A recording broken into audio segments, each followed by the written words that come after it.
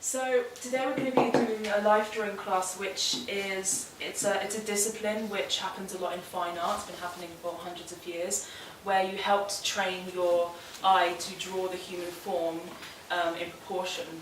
So it's often our brain is like a muscle when it comes to drawing people. You have to train it to see things as they are, otherwise it has a habit of stretching things or making things longer than they are. So what we're going to do is we're going to start off with a few like quick drawing tasks. So I'm going to teach you then the basic measuring method that we use. So if you take your pencil or whatever medium you have and you stretch your arm out, okay, so you look at your subject and you stretch your arm out with your pencil in your hand, and you close one eye and you place the pencil at the top of the subject's head, for example, and then you place your thumbnail at the bottom of the head, okay?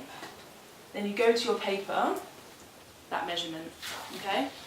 So that's the size of her head in relation to where I'm sitting.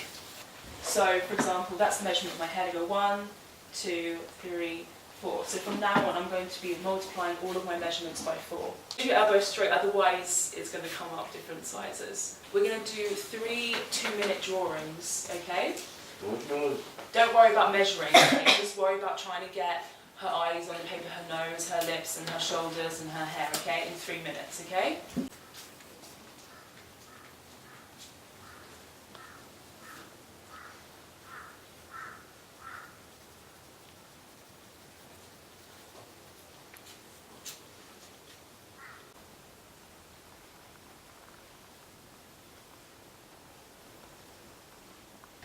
Okay, so if we crack on with the next one, and we're going to do a slightly different challenge. So on this one, I want you to, you're not allowed to look at the paper. Okay, so you to continually look at the subject. And in these 3 minutes, I really want you to pay attention to all of the fine details. So really look at, you know, her iris, look at her eyelid, look at the hairs, how they're forming on her eyebrows. Have you check? Don't look at the paper. Because they can't not look. They can't not look.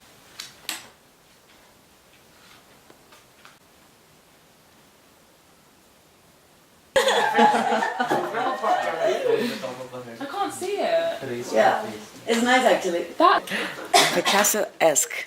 done. Great. Task. This time I want you to keep your pen on the paper, and instead of drawing everything in lines, I want you to pick a shape, either a triangle or a circle or a square or whatever you want, and I want you to do the drawing made up of those shapes.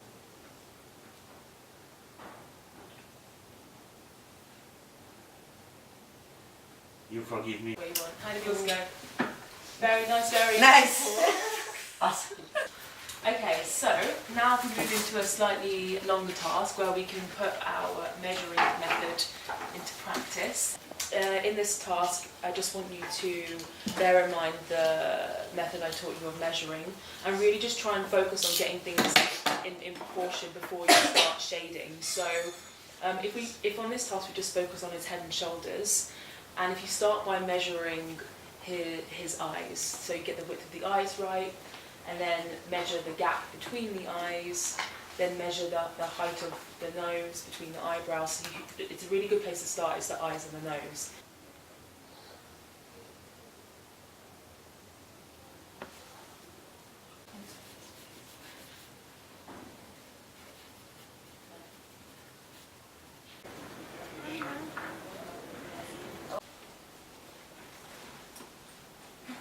So this time, work on top of the same drawing, and I want you to now just focus on doing the silhouettes. Look at the various shapes that have formed on your page, and I want you to spend some time just filling that in whatever way you want. You can fill it with shapes, you can just fill it with shading.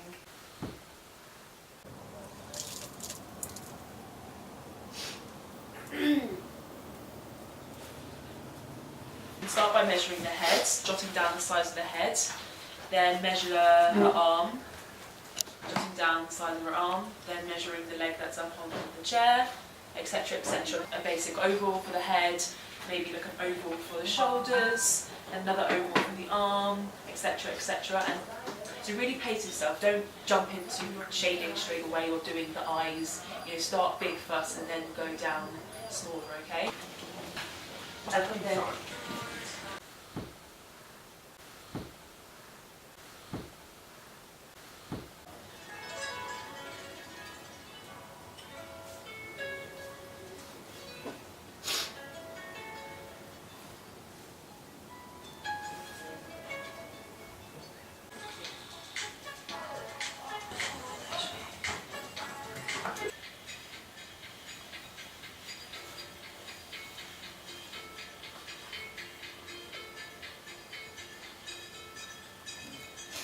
And that concludes the workshop for today. So, well done everyone. Thank you, Chelsea, for modelling. Such a unique style. What is that plastic? Yeah, sure. She doesn't want to move? Not enough space. What is the black Yeah. Yeah, because that's that logic and understand from here. Nice and really good job of it. Not enough space.